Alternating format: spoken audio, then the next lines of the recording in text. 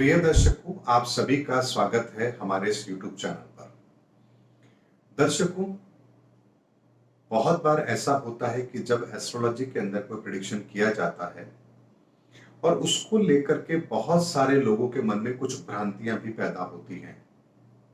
आज इस वीडियो के अंदर मैं आप लोगों को ये बताने का प्रयास कर रहा हूं कि हम एस्ट्रोलॉजी के अंदर किस तरीके से ग्रहों के प्रभावों को प्रभावित कर सकते हैं, अच्छे ग्रहों के प्रभाव को भी और बुरे ग्रहों के प्रभाव को भी, और यहां पर हमें किस तरीके से ज्योतिष विद्या को लेना भी चाहिए।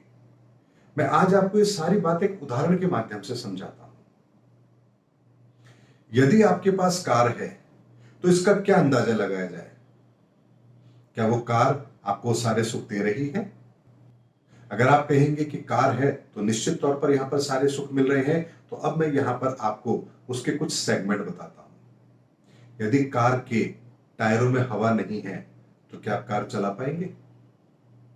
कार का इंजन यदि यहां पर ठीक नहीं है तो क्या आप कार चला पाएंगे? यदि मान लीजिए इंजन ठीक है, पहियों में हवा भी है, मैं फिर कहूं आपसे, क्या आप कार चला पाएंगे, कार का सुख ले पाएंगे? आप कहेंगे हाँ बिल्कुल ले लेंगे। क्या उसमें पेट्रोल है? बिना उसके आप ले पाएंगे? अगर मान लीजिए पेट्रोल भी है, कार का इंजन भी सही है, टायरों में हवा भी है, अब आप कहेंगे हाँ बिल्कुल ले लेंगे। तो यहां पर फिर एक बात आती है, क्या आपको कार चलानी आती है? यानी कार खड़ी है आपके सामने, उसको देख के आपने निर्णय लिया कि कार का सुख मुझे मिल रहा है, लेकिन मैंने आपको यहां पर 4 कंडीशन बताई कि चारों कंडीशन के अंदर आपका वो सुख प्रभावित हो रहा है। अब ये चारों चीजें हो गई, आप कहेंगे अब तो कोई समस्या ही नहीं है।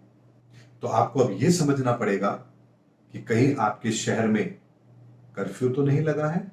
अगर कर्फ्यू लगा है तो भी आप उस कार का आनंद नहीं ले पाएंगे। अगर मान लीजिए वहां पर वो घटना भी नहीं है, आप कहेंगे अब तो मैं इसका आनंद ले सकता हूं। तो कहीं ऐसा तो नहीं है कि जिस जगह आप कार को लेकर के खड़े हैं वहां बहुत लंबा ट्रैफिक जाम। यानी आप देखिए दर्शकों, एक ही चीज के परिणाम कितनी तरह से प्रभावित हो रहे हैं। यानी जब तक सभी चीजें अपनी अपनी जगह पर व्यवस्थित नहीं होंगी, तब तक हमको किसी चीज का 100% रिजल्ट नहीं मिलता है। ठीक उसी तरह से ब्रह्मांड में परिस्थिति बन रही है, मतलब आपके पास कार खड़ी है।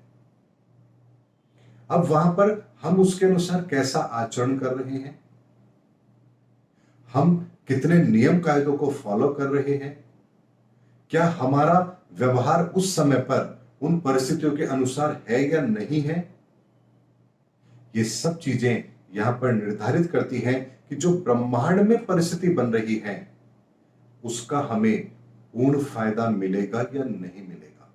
ऐसे में दर्शकों, जब भी किसी घटना का विश्लेषण किया जाता है तब इन सब बातों का भी ध्यान रखा जाता है, लेकिन अगर सारी की सारी चीजें हमारे अनुसार हो तभी हम उसका पूर्ण फल प्राप्त कर सकते हैं।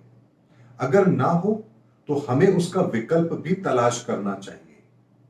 यानी कि जैसे मैंने कहा कि कार का एग्जांपल लेके हमने समझा कि कार है, इसका मतलब ये नहीं है कि कार का संपूर्ण सुख हमें मिल गया है। वहां पर बाकी परिस्थितियों का भी आपके अनुकूल होना आवश्यक है। जो आवश्यक संसाधन उसके लिए उपलब्ध होने चाहिए वो भी वहां पर उपलब्ध होने चाहिए, तभी हम यहां पर उसका सदुपयोग कर पाएंगे। और इन सब चीजों को यदि हम अपने प्रैक्टिकल जीवन में देखें तो ग्रह हमें वो साधन देते हैं, वो व्यवस्थाएं देते हैं, हम अपने कर्म से उस चीज को प्रभावित करते हैं, या यूं कहिए उन ग्रहों को फलित करने का साधन बनाते हैं। भाग्य हमारा साथ देता है तो वो चीज हमारी बहुत आसानी से होती है। कर्म रूपी फल हम जब यहां पर उसमें शामिल कर लेते हैं तो उसके परिणाम फिर 100% हमारे सामने होते हैं। याद रखिए दर्शकों, ग्रहों की परिस्थिति और हमारा पुरुषार्थ, जब तक ये दोनों चीजें आपस में नहीं मिलेंगी तब तक हमें वो परिणाम नहीं मिलता है जिसकी अपेक्षा हम करते हैं। और कोई भी प्रेडिक्शन करते समय हम ये कभी भी नहीं सोचते हैं कि कोई व्यक्ति को हम कह रहे हैं वो ऐसा नहीं करेगा।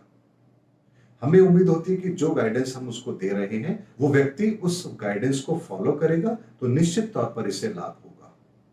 अभी मान लीजिए कि किसी को कहा जाए कि आपके मकान बनने का योग है। ऐसे में यदि वो व्यक्ति घर जाकर के बैठ जाए और ये सोचे कि अब तो मेरा मकान बन जाएगा, तो आप सोचिए क्या ऐसा संभव है? यानी यहां पर ये प्रिडिक्शन जो दिया जा रहा है कि आपके मकान बनने का योग है, इसका मतलब ये है कि आप अब उस दिशा में कर्म करिए, क्योंकि प्रकृति आपके साथ है। अब यदि आप मकान ढूंढने जाएंगे तो आपको बहुत कम मकान देखने पड़ेंगे और कोई ना कोई मकान आपका फाइनल हो जाएगा। बैंक लोन आप लेने जा रहे हैं, आसानी से बैंक लोन हो जाएगा। ईएमआई की व्यवस्था भी आप आराम से कर पाएंगे।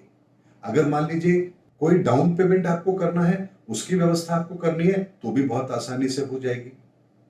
यानी यहां पर जब प्रकृति आपके साथ है और आप अपना पूरा कर्म करते हैं, तो यहां पर रिजल्ट आपको बहुत तेजी से मिलते हैं। और यही चीज हमें एस्ट्रोलॉजी से मिलती है। यानी मैं कर्म तो करने जा रहा हूं, लेकिन मैं कर्म करूं और मुझे मेरा उस कर्म का फल ही ना मिले या कोई बाधा जरूरत से ज्यादा हो, तो मैं उस बाधा को कैसे दूर कर पाऊं, ये भी हमें एस्ट्रोलॉजी बता देती है। ऐसे में एस्ट्रोलॉजी को एक टूल की तरह इस्तेमाल करना चाहिए। टूल की तरह यदि हम एस्ट्रोलॉजी को इस्तेमाल करते हैं, तो निश्चित तौर पर हम अपने जीवन के अंदर उन सभी परिणामों को प्राप्त कर सकते हैं जो हम प्राप्त करना चाहते हैं। इसीलिए एस्ट्रोलॉजी को एक साइंस कहा गया, और ये वो साइंस है जिससे हर व्यक्ति प्रभावित होता है, चाहे वो माने या ना माने। या मानने या ना मानने का विषय नहीं है। कोई यदि दिन में 12 बजे तक सो रहा है, इसका मतलब ये नहीं है कि बाहर रात है। बाहर तो दिन हो चुका है, उस व्यक्ति के लिए हो सकता है रात है, क्योंकि वह सो रहा है। ऐसे में ये मानने और ना मानने का विषय नहीं है, ये जानने का विषय है। और जो जानता है वही समझ पाता है कि एस्ट्रोलॉजी जीवन में कैसे मार्गदर्शक का काम करती है। उम्मीद करता हूं दर्शकों, मेरा वीडियो आपको जरूर पसंद आया होगा। अगले वीडियो में आपसे फिर मुलाकात होगी। तब तक हमारे चैनल पर बने रहिए। जय हिंद, जय भारत।